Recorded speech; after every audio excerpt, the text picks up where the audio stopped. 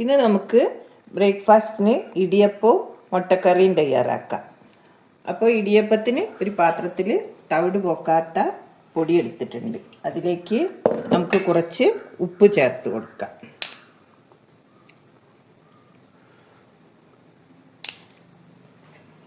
ഉപ്പ് ചേർത്ത് പൊടി നന്നാക്കി ഇളക്കി.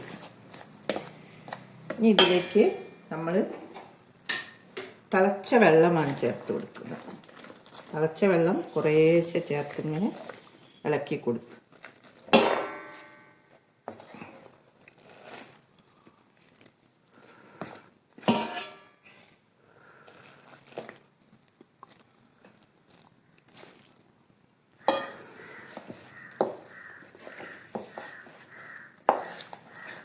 ഈ നമ്മുടെ കുട്ടികളൊന്നും ഈ ഇടിയപ്പം വീട്ടിലുണ്ടാക്കുന്ന പത്തിരി ഇതൊന്നും അങ്ങനെ കഴിക്കില്ലല്ലോ. അവർക്ക് നമുക്കതൊന്ന് കളർഫുള്ളായി കൊടുക്കാം. അതിന് ഞാൻ ചെയ്തത് ഒരു കഷ്ണം ബീറ്റ്റൂട്ട് ചെറിയ പീസാക്കിയിട്ട് മിക്സിയിലടിച്ചു. എന്നിട്ട് അതിൻ്റെ ജ്യൂസ് നമുക്കിതിൽ ചേർത്ത് കൊടുക്കാം.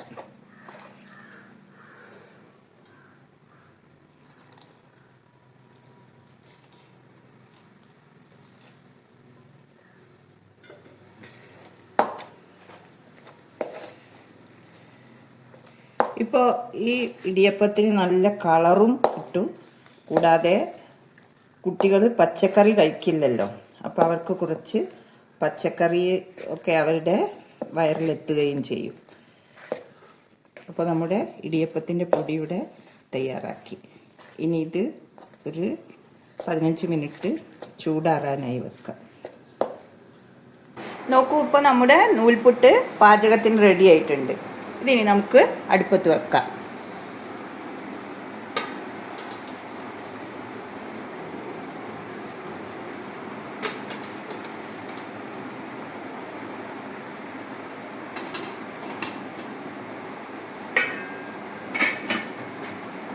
ഇതിനി വേവട്ടെ. അപ്പോഴേക്ക് നമുക്കിതിലേക്ക് രുചികരമായ ഒരു മുട്ടക്കറി തയ്യാറാക്കാം. ഈ മുട്ടക്കറി തയ്യാറാക്കാൻ ഞാൻ ഉപയോഗിക്കുന്ന ഇൻഗ്രീഡിയൻസ് നിങ്ങൾക്കൊന്ന് പരിചയപ്പെടുത്താം. ഒരു വലിയ സവാള, 2 ചെറിയ തക്കാളി, ഒരു അരക്കപ്പ് തേങ്ങ, 2 വെളുത്തുള്ളി, ഒരു ചെറിയ കഷ്ണം ഇഞ്ചി, പിന്നെ കുറച്ച് കറിവേപ്പില. ഇനി ഇതിലേക്കുള്ള മസാലകൾ പരിചയപ്പെടുത്താം. അല്പം മഞ്ഞൾപ്പൊടി, കുറച്ച് മുളക് പൊടി, കുറച്ച് കാശ്മീരി മുളക് പൊടി, അല്പം ഗരം മസാല, അല്പം മല്ലിപ്പൊടി.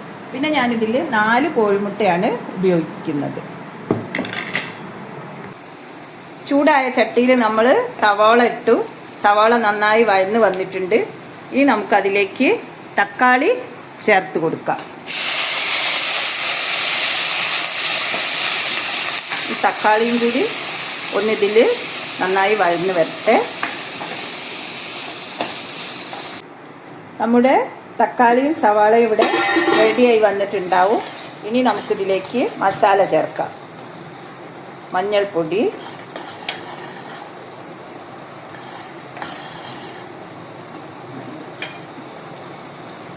മല്ലിപ്പൊടി,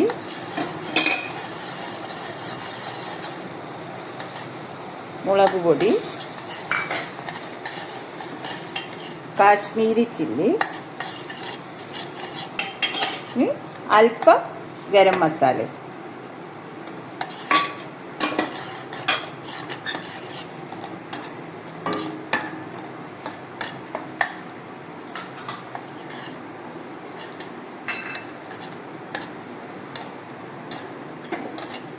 ഇതെല്ലാം നന്നായി മൂത്തിട്ടുണ്ട്. ഇതിലേക്ക് നമുക്ക് അരച്ചു വെച്ച തേങ്ങ ചേർത്ത് കൊടുക്കാം.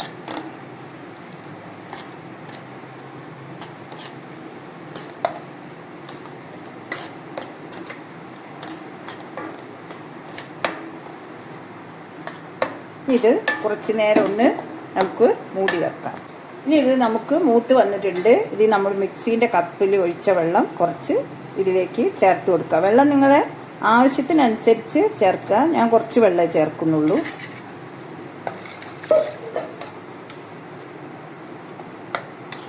നമുക്ക് ആവശ്യത്തിന് ഉപ്പ് ചേർത്ത് കൊടുത്ത് ഒന്ന് അടച്ച് വെക്കാം.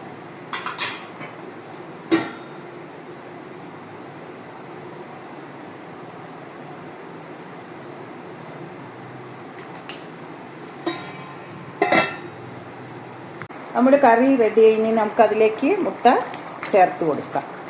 മുകളിൽ കുറച്ച് കറിവേപ്പില കൂടി ഇട്ട് കൊടുക്കാം.